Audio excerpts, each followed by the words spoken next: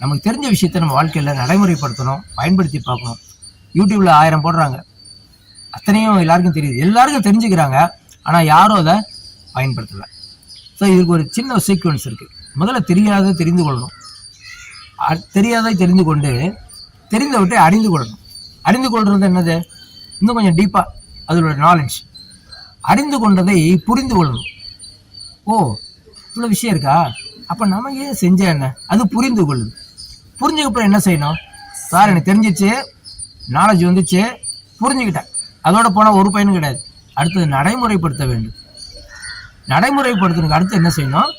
அதை இயல்பாக்கணும். அப்புறம் அது வேலைன்னு நினச்சி பெருசாக அழட்டிக்காமல் மறந்துடணும்.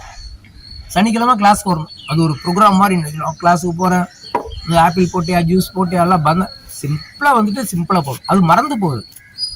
இப்போ பைக் ஓட்டுறோம், கியர்லாம் செக் பண்ணிட்டா கியர் போடுறோம்.